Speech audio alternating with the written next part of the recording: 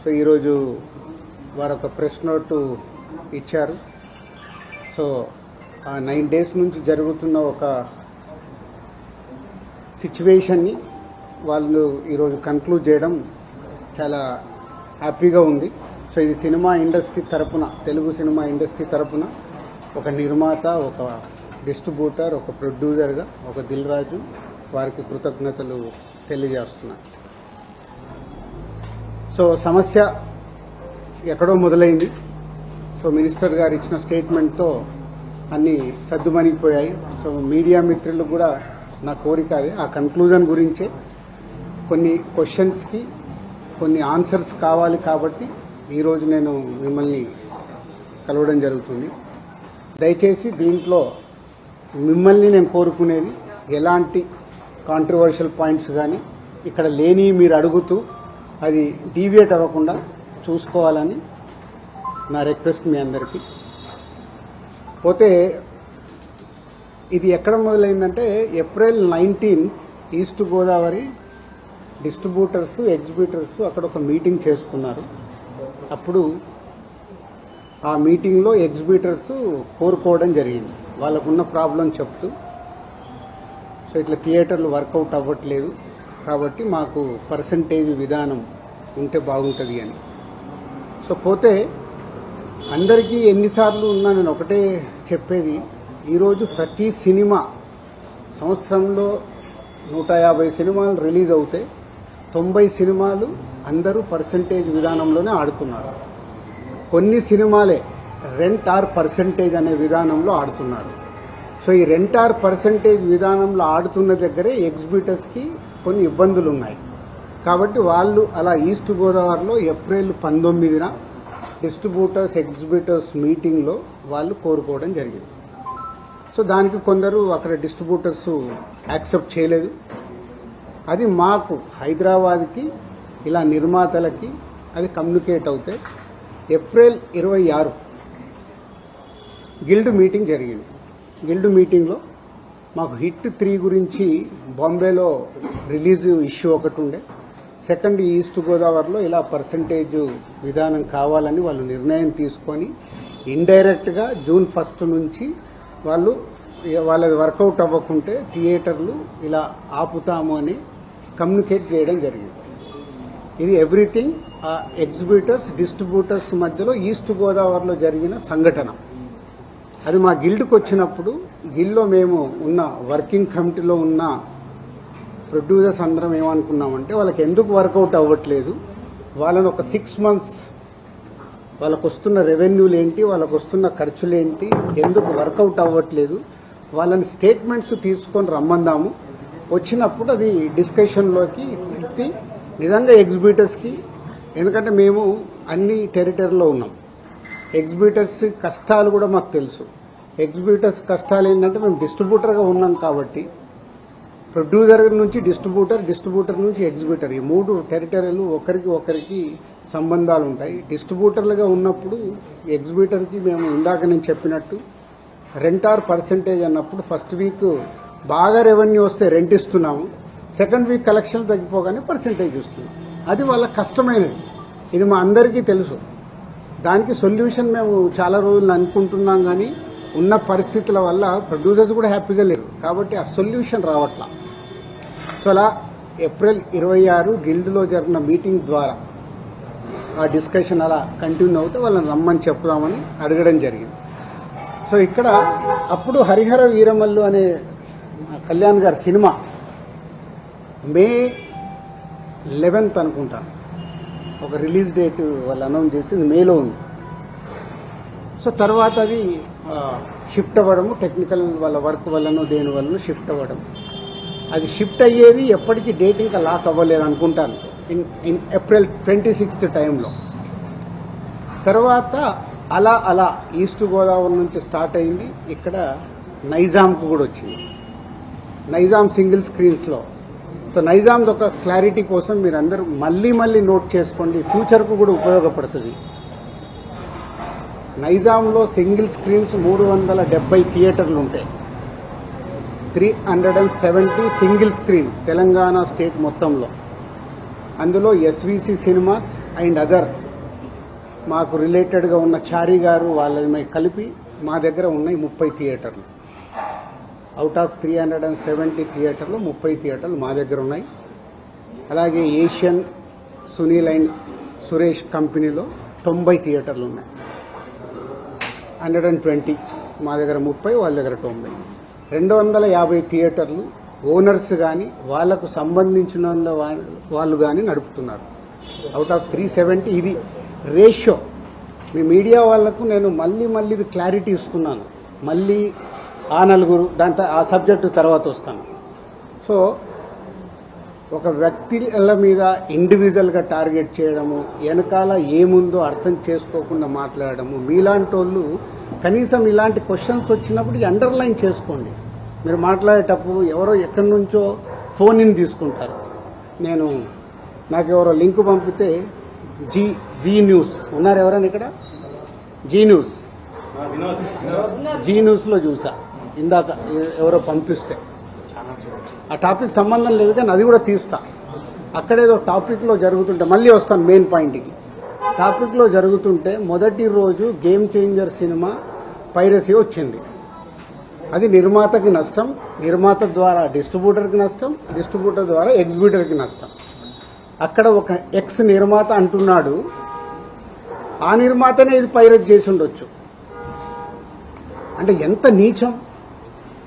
ఒక ప్యాషనెటిక్ ప్రొడ్యూసర్ అని నా సినిమాని నేను కాపాడుకోవడానికి ఫైట్ చేస్తాను అంటే ఎంత దిగజారిపోతున్నారు. వాళ్ళు మీడియాలోకి రావడానికా, మీడియా వాళ్ళు ఇచ్చే ఇంపార్టెంట్ కోసమా?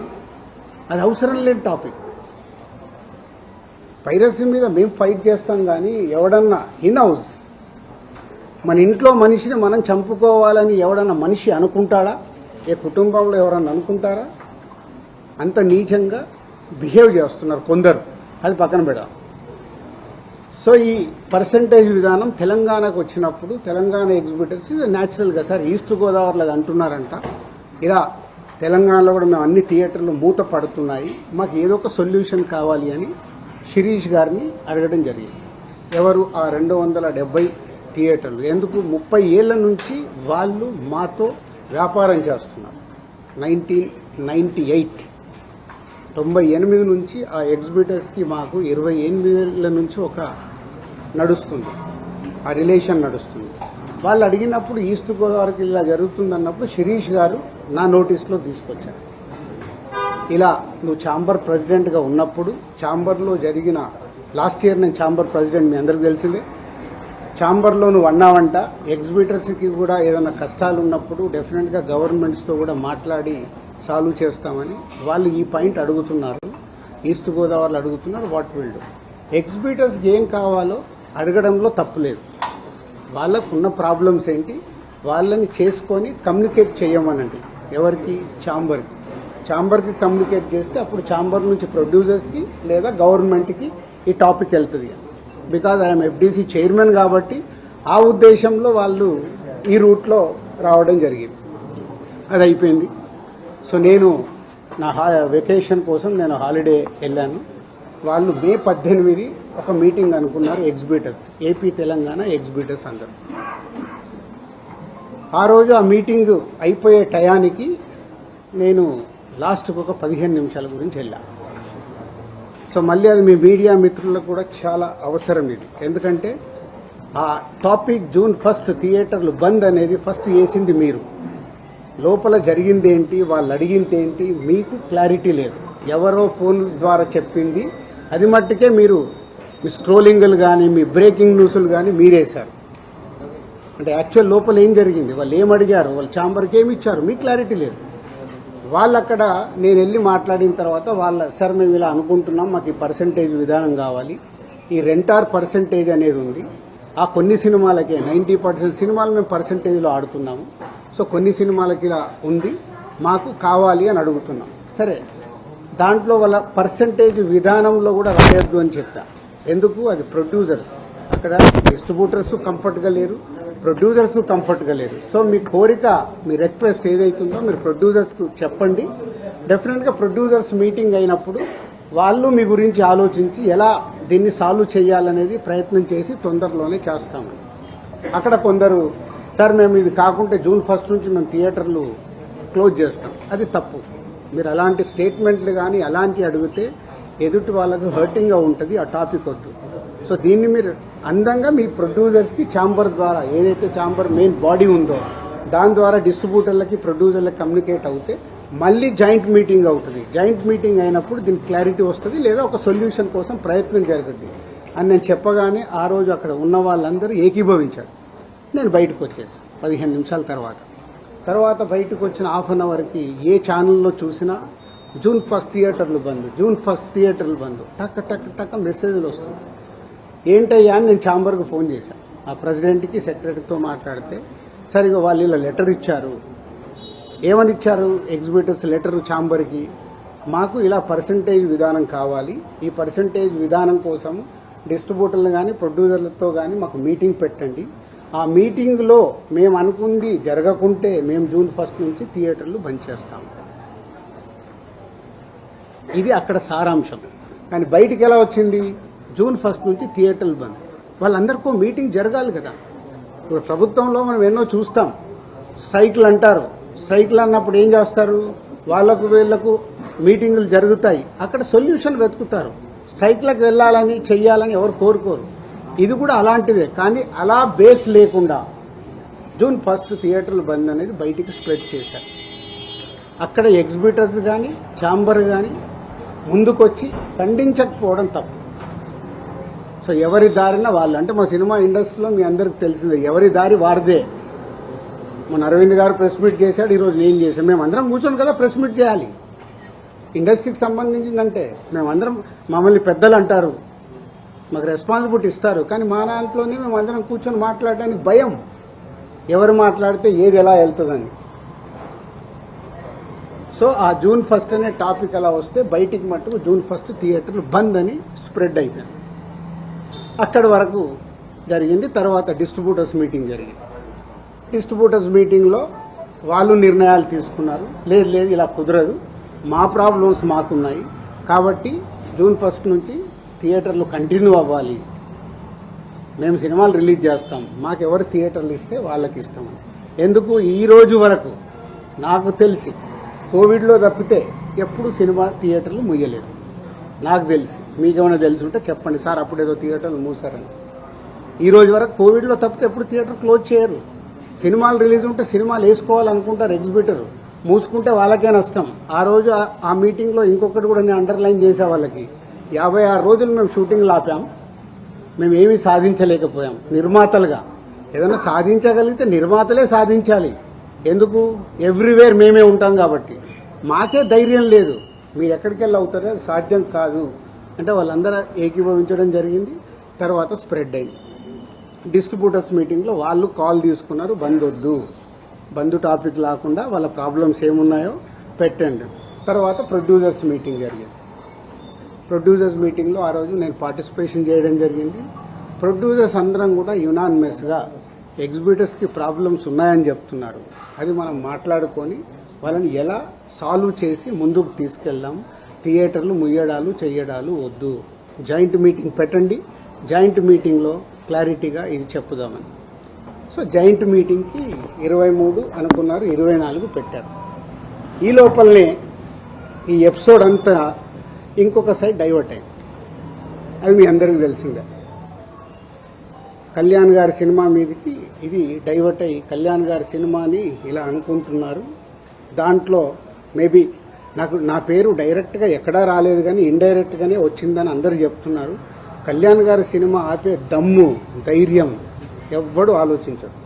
ఎందుకంటే ఫస్ట్ థియేటర్లు బేసిక్గా ముయ్యరు. ఈ రోజు వరకు థియేటర్లు ముయ్యడం అనేది నా 30 ఏళ్ల సర్వీస్లో నేను చూడలే. షూటింగ్లు ఆపుకున్నాం, ఎందుకు మా బాధలు ఉన్నప్పుడు ఆపుకొని ఏదైనా సాల్వ్ చేసుకోవటానికి. కానీ థియేటర్లు ముయ్యడం అనేది ఈ రోజు వరకు జరగల. అది ఎపిసోడ్ కాస్త కళ్యాణ్ గారి సినిమా మీదకి తీసుకెళ్లారు. గవర్నమెంట్స్ కూడా అలాంటిదే కమ్యూనికేట్ చేశారు మధ్యలో. సో ఎవరి అడ్వాంటేజ్లు ఏమున్నాయో ఇక్కడ తెలియదు. అడ్వాంటేజ్లు ఉన్న వాళ్ళు భయంతోనో భక్తితోనో కమ్యూనికేషన్ రాంగ్గా కమ్యూనికేట్ అయింది. సో అప్పుడు దుర్గేష్ గారు మినిస్టర్ నాతో మాట్లాడడం జరిగింది. ఆ రోజు కూడా నేను చెప్పాను, సార్ థియేటర్లు ముయ్యరు, అది జరిగింది. జాయింట్ మీటింగ్ ఉంది. ఈ జాయింట్ మీటింగ్లో క్లారిటీ వచ్చేస్తుంది. జాయింట్ మీటింగ్తో అందరూ యునానిమస్గా ఒప్పేసుకొని క్లోజ్ చేశారు. బట్ ఈ లోపలనే గవర్నమెంట్ సైడ్ నుంచి గవర్నమెంట్కి వెళ్ళిన కమ్యూనికేషన్ వల్ల థియేటర్లు ఇట్లా కళ్యాణ్ గారి సినిమాని ఇలా టార్గెట్ చేస్తున్నారు, ఇలా అనేది ఒక రాంగ్ కమ్యూనికేషన్ అని నేను అనుకుంటున్నాను. మరి అది వాళ్ళకి రాంగ్గా వెళ్ళిందా రైట్గా వెళ్ళిందా నాకు తెలియదు. But my point of view wrong కమ్యూనికేషన్తో కళ్యాణ్ గారి సినిమా మీదకి తీసుకెళ్లారు. మే 30 అప్పటికే భైరవం అనౌన్స్ అయింది. జూన్ 5 కమల్ హాసన్ గారి సినిమా అనౌన్స్ అయింది. జూన్ 12 కళ్యాణ్ గారి సినిమా ఉంది. జూన్ 20 కుబేరా ఉంది. సో ఈ నెలంతా కంటిన్యూగా సినిమాలు ఉన్నాయి. అలాగే జూలై 4th మేము ముందు తమ్ముడు అనుకున్నాం, మన కింగ్డమ్ అనౌన్స్ చేశారు. దానికి మేము ఇంకా జూలై ఇంకో డేట్ చూస్తున్నాం. ఇలా జూన్, జూలై, ఆగస్ట్, సెప్టెంబర్ కంటిన్యూగా సినిమాల ఫ్లో ఉంది. ఈ టైంలో ఇండస్ట్రీని ఎలా మనం కాపాడుకోవాలి ఉన్న సినారియోలో ఏప్రిల్, మే అనేది is a main season for film industry. Total మనందరికీ తెలుసు ఏప్రిల్, మే టోటల్ థియేటర్లు మూతపడ్డాయి.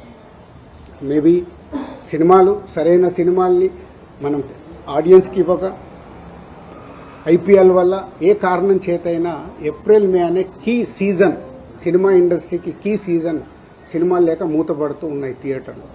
ఇవన్నిటికీ పరిణామాలు ఎక్కడి నుంచి ఎక్కడికి వెళ్ళాయి, అసలు లోపల ఏముంది, బయటికి వచ్చింది ఏంటి?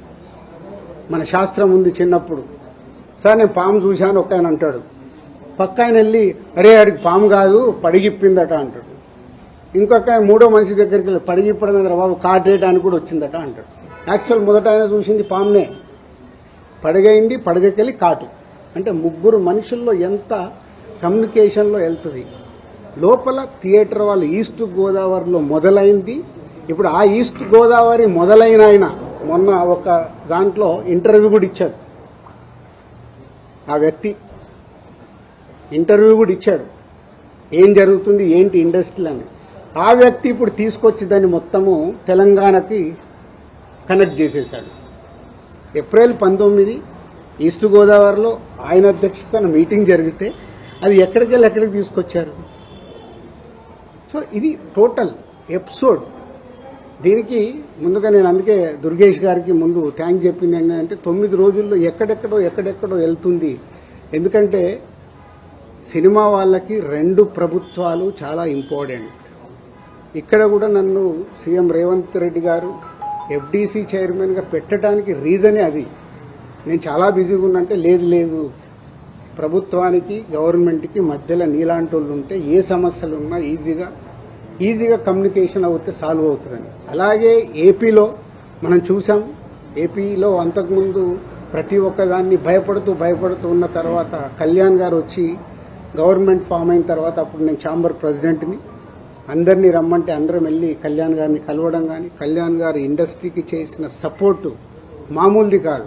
ఆ రోజు మీకు టికెట్ రేట్లు కావాలన్నా మీకేం కావాలన్నా ఈజీగా తీసుకెళ్ళండి అని. ఇప్పుడు కళ్యాణ్ గారు చెప్పిన తర్వాత ప్రతి ప్రొడ్యూసర్ ఏం చేస్తున్నాడు, ఏదో మన పక్కింటికి వెళ్ళినట్లు వెళ్ళి టికెట్ రేట్లు తెచ్చుకుంటున్నాడు. ఎవరికే కష్టం లేదు, వెళ్ళడం ఒక అప్లికేషన్ పెట్టడం, ఫోన్లో మాట్లాడుకోవడం, టికెట్ రేట్లు తెచ్చుకోవడం. అంతకు మించి ప్రొడ్యూసర్లు అందరం యూనిట్గా వెళ్దాము, గవర్నమెంట్ని కలుద్దాము, మా ఛాంబర్ నుంచి అందరము వెళ్దాము ఎవరికి ఉండదు. మాకు ఆ వారం కష్టం వస్తుంది కాబట్టి, ఫ్రైడే మా సినిమా రిలీజ్ ఉంటుంది కాబట్టి ఆ వారం ముందు మేము మేలుకుంటాం. అరే మన సినిమా రిలీజ్ అవుతుంది, మనకు ఆ రాష్ట్రంలో ఈ రాష్ట్రంలో టికెట్ రేట్లు కావాలని పరిగెత్తుతాం. బట్ అందరం కలిసి యూనిటీగా ఉన్న ప్రాబ్లంని కూర్చొని సాల్వ్ చేద్దాం అని ఆలోచించేది మా దాంట్లో తక్కువ. సరే నెక్స్ట్, ఇది టోటల్ ఎపిసోడ్ మీకు అర్థమైంది. ఈరోజు గవర్నమెంట్ నుంచి అక్కడి నుంచి సానుకూలంగా రావడం చాలా హ్యాపీ మూమెంట్. కాబట్టి దీన్ని కన్క్లూడ్ చేద్దామనే మీ అందరికీ చెప్పడం. ఎందుకంటే ఇక్కడ I'm important person for both industries. అలాగే ఉత్తరాంధ్రలో నైజాంలో తెలంగాణలో ఎలా అయితే చెప్పానో మాకు ఆంధ్రప్రదేశ్ మొత్తంలో ఉత్తరాంధ్రలో మాకు డిస్ట్రిబ్యూషన్ ఆఫీస్ ఉంది. అక్కడ ఒక 20 థియేటర్లు మా ఎస్వీసీకి ఉన్నాయి. అక్కడ 20, ఇక్కడ 30. మళ్ళీ మీరు ఇది అండర్లైన్ చేసుకోండి. మళ్ళీ టాపిక్ నాకు మాట్లాడి నాకు చికాకు ఉంది. నేను ఎందుకంటే ఇక్కడ మంచి సినిమాలు తీస్తూ ప్రొడ్యూసర్గా 22 ఏళ్లలో ఇక్కడ వరకు గ్రో అవుతూ నేను ఇంకా కొత్తగా ఆలోచిస్తున్నాను. మొన్ననే దిల్ రాజు డ్రీమ్స్ అని అనౌన్స్ చేశాను. కొత్త టాలెంట్కి నా 30 ఏళ్ల ఎక్స్పీరియన్స్ని ఉపయోగపడేలాగా చేయాలి. అలాగే ఒక అనే ఒక కొత్త టెక్నాలజీ వస్తుంది. దాని ద్వారా ఇండస్ట్రీకి కొత్తగా వచ్చే వాళ్ళకి ఉపయోగపడాలి. నా థాట్స్ ఇవి. నేను ఇంకా కిందికెళ్ళి వ్యాపారం మీదనే కాదు, మంచి సినిమాలు తీయాలి, మంచిగా ముందుకెళ్ళాలి. నాతో పాటు చాలా మందికి నేను హెల్ప్ అవ్వాలనేది నా వ్యూ, నా విష్. ఇది ఇంపార్టెంట్ ఇవ్వండి. అనవసరమైన వీటికి ఇంపార్టెంట్ ఇచ్చేసి ఫోటో వేస్తే మనకు వ్యూస్ వస్తాయి కదా, ఈయన మీద కామెంట్ చేస్తే మనకి ఏదో వస్తుంది కదా అని వదిలేయండి దయచేసి. మీరు ఎవరన్నా దాంట్లో ఉన్న వాళ్ళు ఉంటే, ఇందాక ఒక ఛానల్ వాళ్ళకు చెప్పాను కదా, అది ఇంపార్టెంట్. ఒక వ్యక్తి గురించి మనం చేస్తున్నామంటే కొంచెం అనాలిసిస్ చేసుకొని చేయాలి. సో నిన్న మా అరవింద్ గారు మాట్లాడడం జరిగింది. అరవింద్ గారికి ఉన్నది ఆయన ఒక క్లారిటీ ఇచ్చాడు. ఆయన మొత్తంలో అలా 15 థియేటర్లు ఉన్నాయి అని చెప్పడం అది నిజం. చాలామంది ఏమనుకుంటారంటే ఆయన కూడా ఏదో దున్నేస్తున్నాడు, ఆయన ఏదో చేసేస్తున్నాడు. ఆయన క్యూబ్ అనే కంపెనీలో, వాళ్ళు ఎప్పుడో పెట్టిన కంపెనీలో ఆయన పార్ట్ ఆఫ్ ద క్యూబ్. ఇట్లా ఇదే వ్యాపారంలో ఉన్నప్పుడు మేము ఇప్పుడు నేను దిల్ రాజు డ్రీమ్స్ అని కొత్తగా స్టార్ట్ చేస్తున్నాను. కొత్త వాళ్ళ కోసం అనే ఒక కంపెనీ కొత్తగా వస్తుందని స్టార్ట్ చేస్తున్నాను. అది న్యూ, కొత్తగా వస్తున్నాయి కాబట్టి నేను కొత్తగా ఆలోచించి వెళ్తే 10 ఏళ్ల తర్వాత దిల్ రాజు గారు ఎందుకు పెట్టుకున్నాడు అంటే నేను ఏం చేయగలను? 10 ఏళ్ల తర్వాత క్వశ్చన్ వస్తుంది. ఒక కొత్తగా వస్తున్నప్పుడు మేము ముందుకెళ్తాం. ప్రభుత్వాలని కలుపుకుంటూ ఇండస్ట్రీకి ఏం కావాలి, ప్రభుత్వాలు చేస్తేనే ఇండస్ట్రీకి ఏ సమస్య వచ్చినా ప్రభుత్వాలే చేయాలి. వాళ్ళు పెద్దన్న లెక్క. వాళ్ళు ఏదైనా మీకు ఈ ప్రాబ్లం ఉందా మేము సాల్వ్ చేస్తామంటేనే ముందుకు వెళ్ళగలుగుతాం. సో ఇప్పుడు 2 ప్రభుత్వాలు ఇండస్ట్రీకి ఎప్పుడు పాజిటివ్గానే ఉంటాయి. దుర్గేష్ గారు చెప్పారు, ఇక్కడ ఎఫ్డీసీ చైర్మన్గా నేను చెప్తున్నాను, ఇండస్ట్రీకి ఏది కావాలన్నా యూనిటీ, అక్కడే యూనిటీ ఉండదు. ఛాంబర్లోనే కొట్టుకుంటాం. ఒకరు పర్సంటేజ్ కావాలంటారు, ఒకరు రెంట్ కావాలంటారు, ఇంకొకరు ఇంకేదో అడుగుతారు, ఇంకొకరు వద్దంటారు. మాకు అక్కడ యూనిటీ ఉన్నప్పుడే ప్రభుత్వాల దగ్గరికి వెళ్ళి చేసుకోగలుగుతాం. ప్రభుత్వాలు ఎప్పుడు ఇండస్ట్రీకి అండగా ఉంటాయి. అది మనం అర్థం చేసుకొని ప్రభుత్వాల దగ్గరికి అర్జించి మనకు కావాల్సింది చేసుకోవడమే పద్ధతి. సో ఇప్పటికన్నా ఈ ఎపిసోడ్కి తెరదించి నెక్స్ట్ ఎగ్జిబిటర్స్కి ఏదైతే ప్రాబ్లమ్స్ ఉన్నాయన్నారో 30th ఛాంబర్లో ఈసీ మీటింగ్ ఉంది.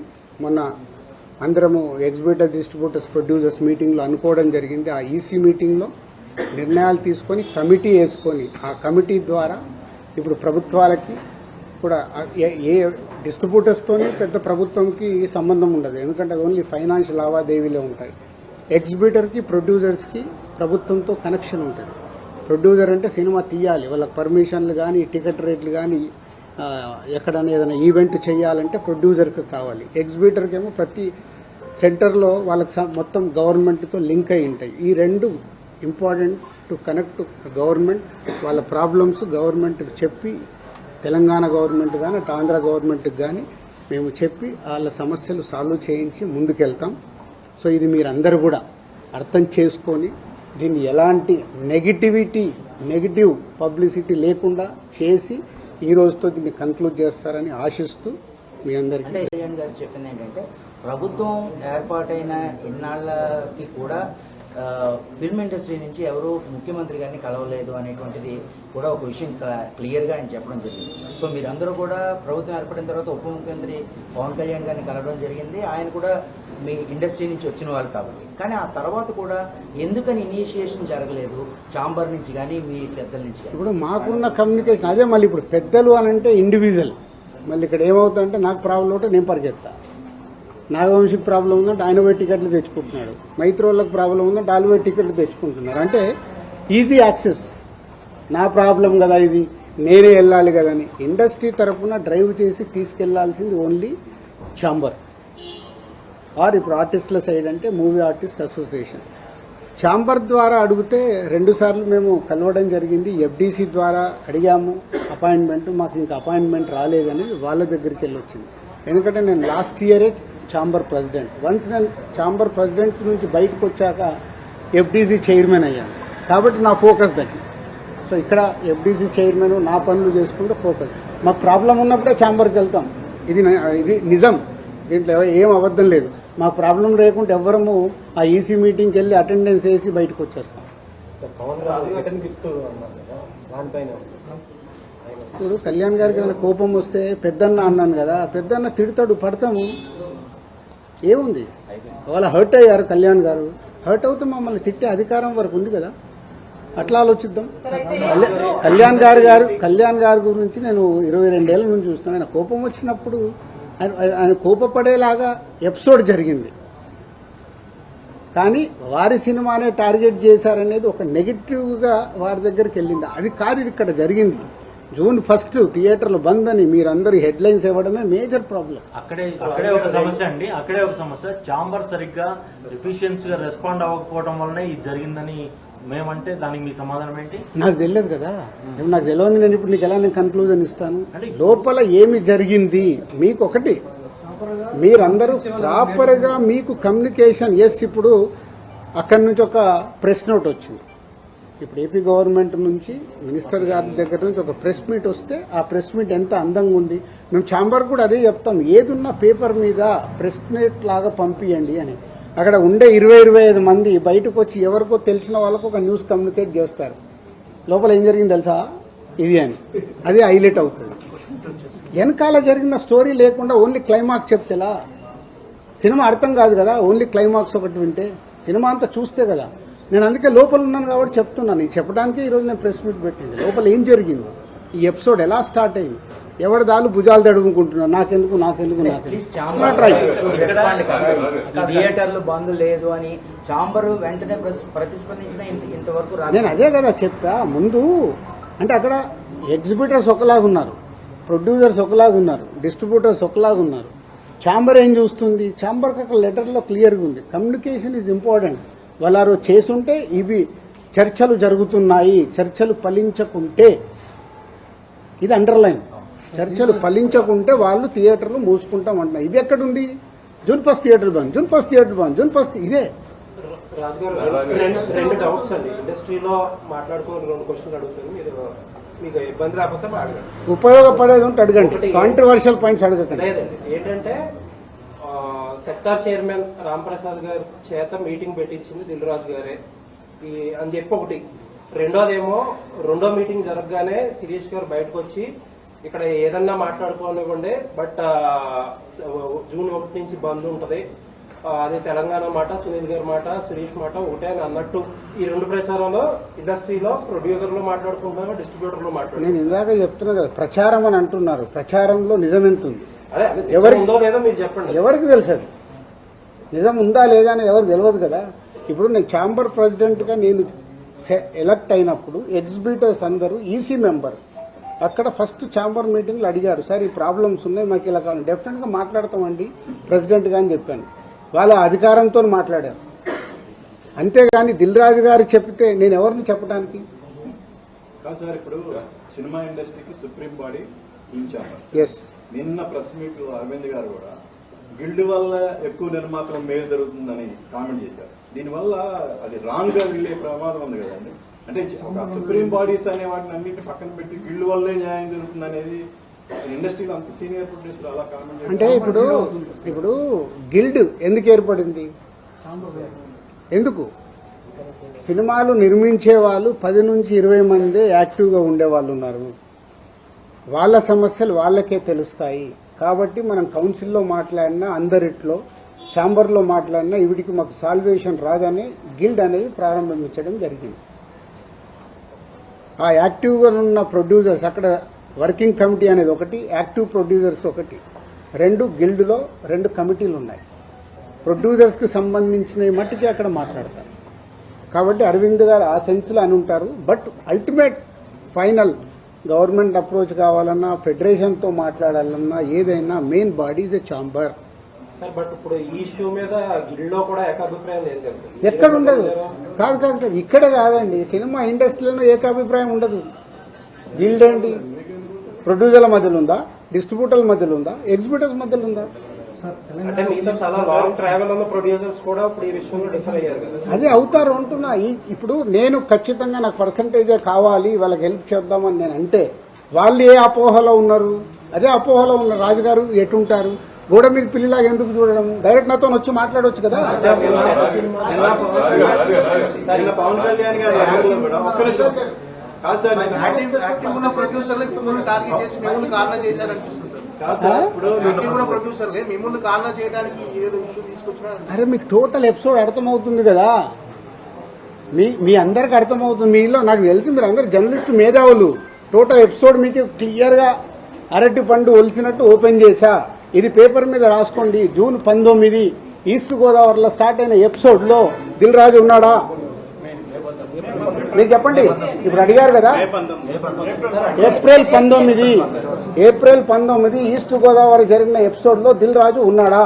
అంటే ఉన్నాడా? మీ దగ్గర ఆన్సర్ లేని దాన్ని దిల్ రాజుని ఎందుకు దానికి ఇంక్లూడ్ చేస్తున్నారు? సార్ అంటే నైజాంలో సమస్య ఎక్కడున్నా సరే నైజాంలో సీరియస్ అయితే తప్ప ఇష్యూ పెద్దది అవ్వదు కదా. అది తప్పండి. ఎందుకు? ఆంధ్రప్రదేశ్ మనకు కాదా? అవసరం ఉంటే ఇప్పుడు ఇటెంట్ అటు మా ప్రతిధ్వన సినిమా డైలాగ్ లాగా మాట్లాడొద్దు. సార్ ఇప్పుడు ఇదో నా దగ్గర టోటల్ వీడియోలు కూడా పెట్టా. ఏప్రిల్ 19 వాళ్ళ మీటింగ్ లో ఏం జరిగింది. ఆ వ్యక్తి సత్యనారాయణ డిస్ట్రిబ్యూటర్ ఎగ్జిబ్యూటర్ జనసేనలో కీలక వ్యక్తి అయినా.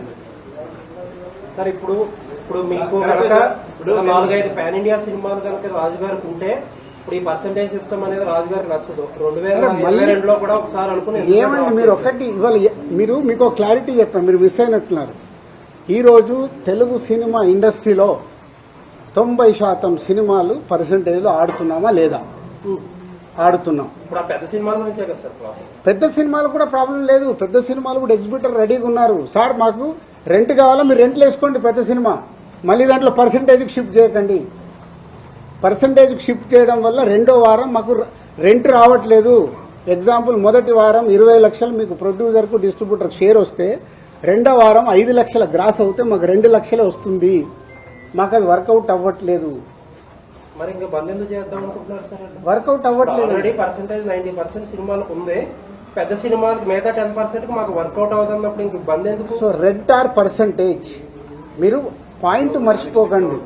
అక్కడ మొదటి వారం రెంట్లో వేసి రెండో వారం సినిమాని పర్సంటేజ్ వేస్తున్నారు కాబట్టి మాకు వర్కౌట్ అవ్వట్లేదు. ఆర్ రెంట్ మీకు రెంట్ కావాలిస్తే పెద్ద సినిమాలు కూడా రెంట్లోనే వేసుకోండి, వాళ్ళు సిద్ధంగా ఉన్నారు. ఆర్ అన్ని సినిమాల్లాగా పర్సంటేజ్ చేయండి. అంటే కమ్యూనికేషన్ వెరీ బ్యాడ్. ఇది పర్సంటేజ్ విధానంకు వెళ్ళాలి అనేది ఒక పాయింట్. ఒక నిమిషం. రెండో పాయింట్ వాళ్ళ పాయింట్ ఆఫ్ వ్యూ మాట్లాడతాం.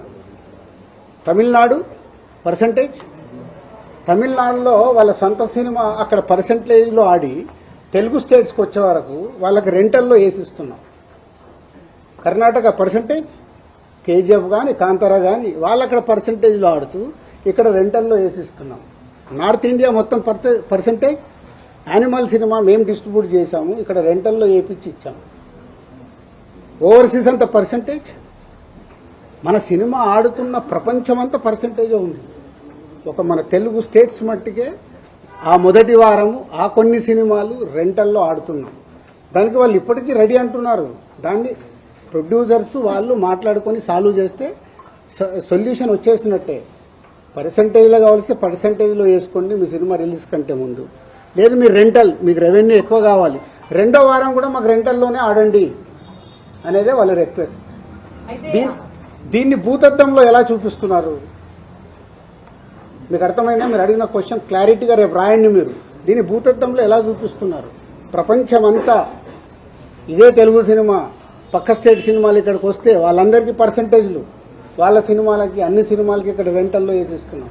సార్ అంటే నైజాంలో ఇప్పుడు మీకు అదర్ సైడ్ ఇంకొక పెద్ద కంపెనీ వచ్చింది.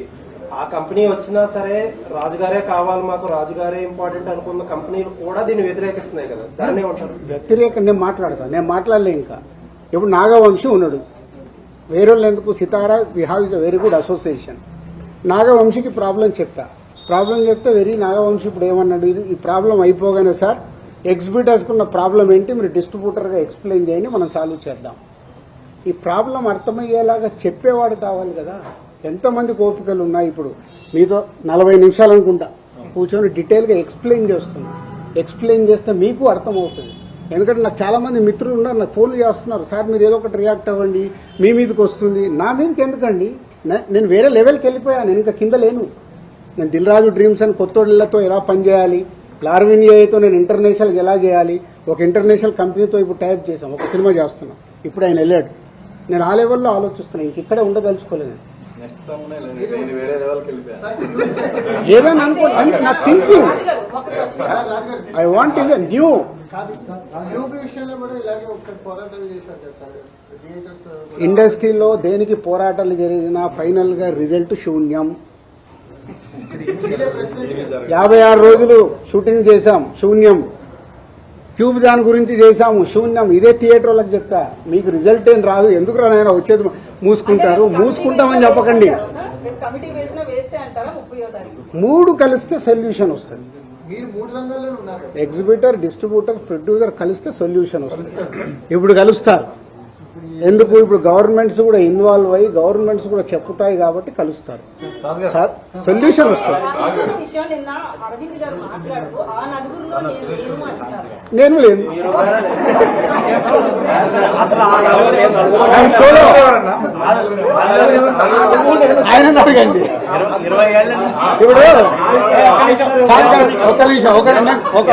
ఒక జోక్ చెప్తా. మనకు పాత రోజుల్లో రావుగోపాలరావు గారు, సత్యనారాయణ గారు, ప్రభాకర్ రెడ్డి గారు విలన్స్ ఉండేవాళ్ళు. 20 ఏళ్ళు అయిందే ఆ విలన్ క్యారెక్టర్ మార్చేసి ఇంకేదన్నా ఇవ్వండి, ఇంకా అక్కడే ఉంచితే ఎలా? కొత్త క్యారెక్టర్ వద్దా అన్నట్టే కదా. మీరెందుకు ఆ నలుగురు ఫోటోలు వేసేస్తున్నారు? మీ పాయింట్ ఆఫ్ లో వాళ్ళు విలన్సే కదా. వేసే మీ అందరిని అడుగుతున్నా నేను, వేసే మీ అందరినీ. మీ బాధ కూడా అదే కదా. ఒక నిమిషం, మీ బాధ కూడా మీ బాధ కూడా అదే. ఆ 4 ఫోటోలు లేకుంటే మీకు ఎవడు చూడాడు.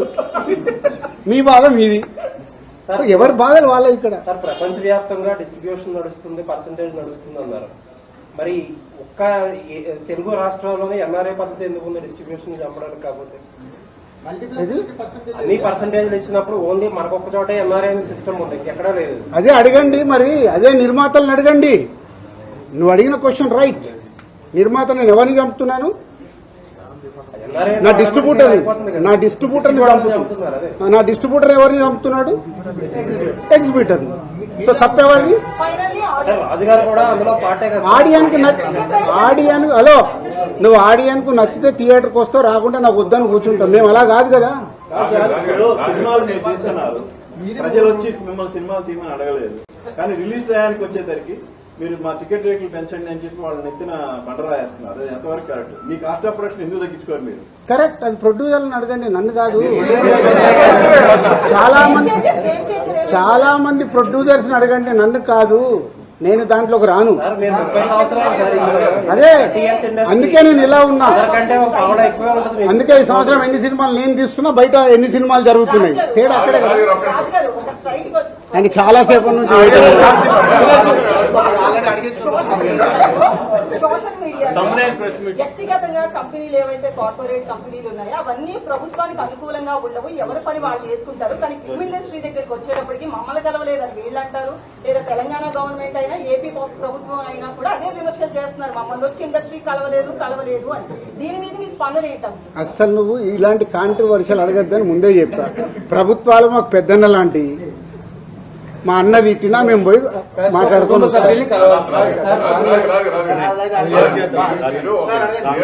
మీరు ఒక ఎగ్జిబిటర్, ఒక డిస్ట్రిబ్యూటర్, ఒక ప్రొడ్యూసర్, ఈ ముగ్గురు మధ్యన ఇప్పుడు సమస్య మొత్తం. అంటే మీరు ప్రొడ్యూసర్ గా లబ్ధి పొందినాడు, మళ్ళీ డిస్ట్రిబ్యూటర్ గా లబ్ధి పొందకపోవచ్చు, అలాగే ఎగ్జిబిటర్ గా లబ్ధి పొంది అలా జరగచ్చు కదా. దీనికి ఒక ప్రొడ్యూసర్ ఈ 3 భాగాలకు సంబంధించి మీరేం చెప్తారు? క్వశ్చన్స్ లా మీ డెసిషన్ ఏంటి? ఇప్పుడు ముగ్గురికి సమస్యలు ఉన్నాయి.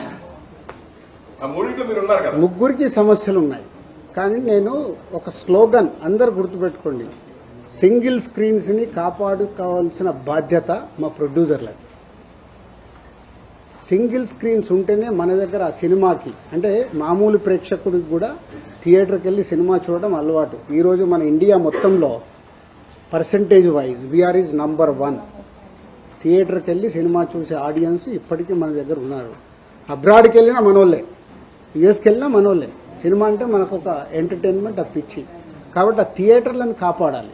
ఇప్పుడు ఆ థియేటర్లు ఏమైనాయి, వాళ్ళు మూసుకునే కంటే దేనికో రెంట్కి ఇస్తే 10-15 లక్షలు వస్తుందని షిఫ్ట్ అవుతున్నాయి. చాలా థియేటర్లు కనుమరుగవుతూ వస్తున్నాయి.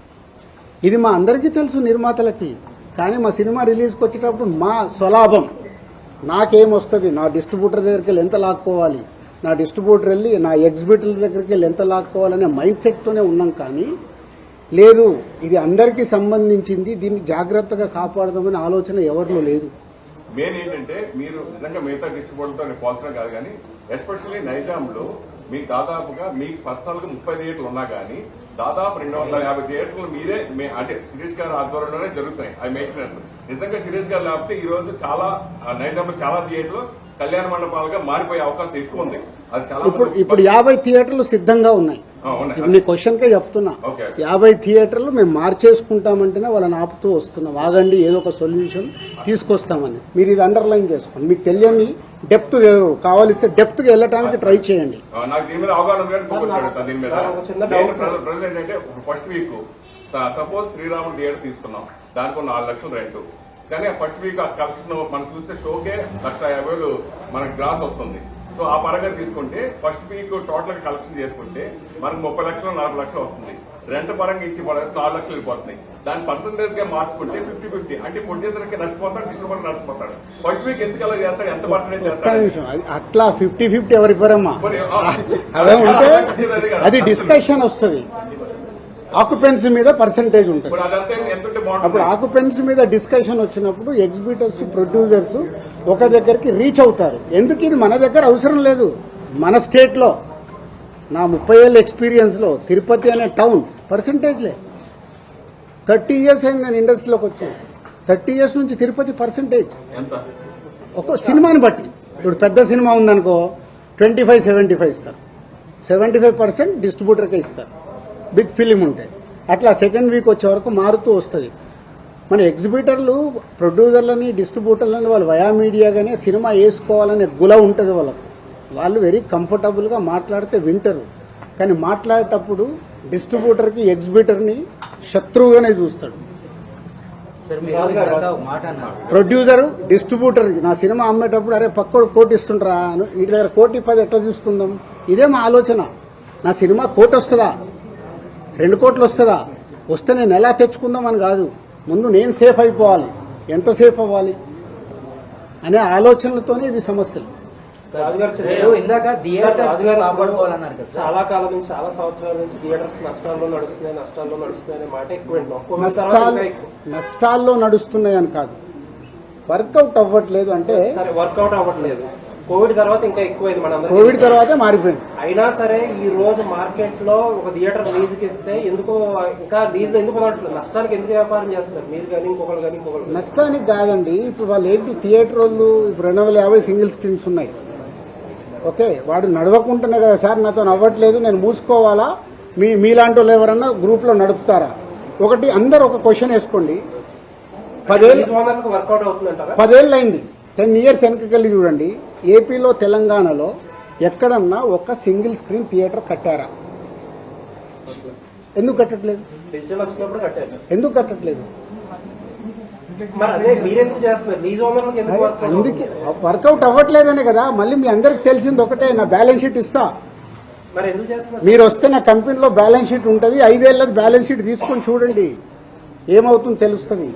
ఇందాక అన్నాను కదా, పాము పడగే కాటు, అది ఫార్ములా. ఇప్పుడు ఉన్నవి లీజ్ చేశారు 15 ఏళ్ళు, మేము గ్రౌండ్ లీజ్ చేసి చేస్తున్నాము, మధ్యలో వదిలేయలేం కదా. మొన్న అరవింద్ గారు అన్నారు, ఏమన్నారు నిన్న? అరవింద్ గారు మాట్లాడిన అన్ని మాట్లాడుతున్నారు మీరు. నేను చూసా వీడియో, 15 థియేటర్లు ఉన్నాయి, అవి అయిపోగానే నేను వదిలేస్తున్నానని. మరి లాభం ఉంటే ఆయన ఎందుకు వదులుతాడు? ఎందుకు వదులుతాడు? మీరు అనుకున్నట్టు లాభమే ఉంటే వదలడు కదా.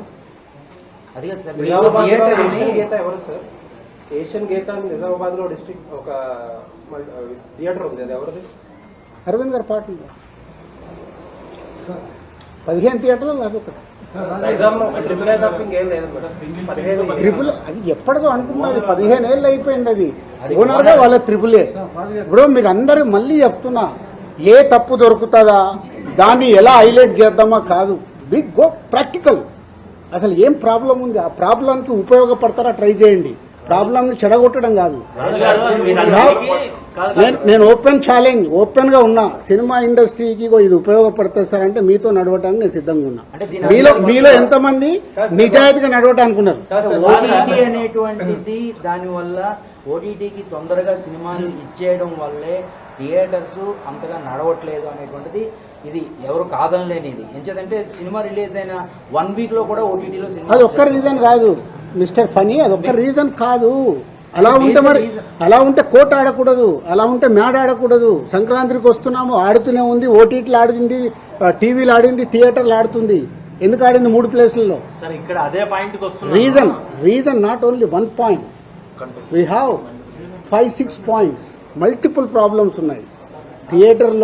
థియేటర్కి ఆడియన్ని రాకుండా మన కలెక్షన్స్ తగ్గటానికి, ఫుట్బాల్ తగ్గటానికి మల్టిపుల్ ప్రాబ్లమ్స్ ఉన్నాయి.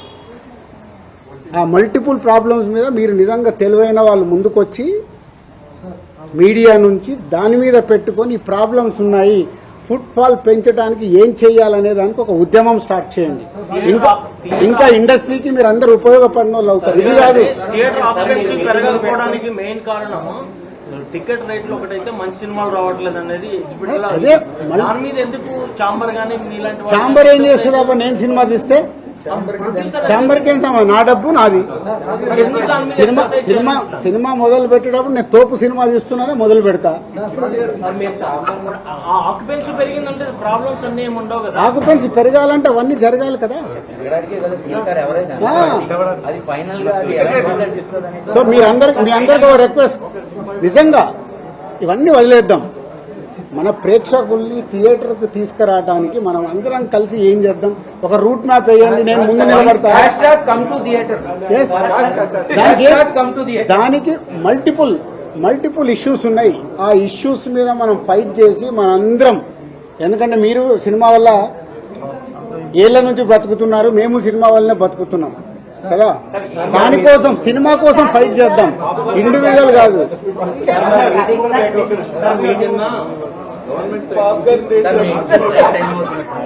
గవర్నమెంట్ సైడ్ నుంచి వచ్చిన ఫస్ట్ నోట్ లో ఇక మీద ఏ చర్చలైనా ట్రేడ్ బాడీస్ రిప్రజెంటేషన్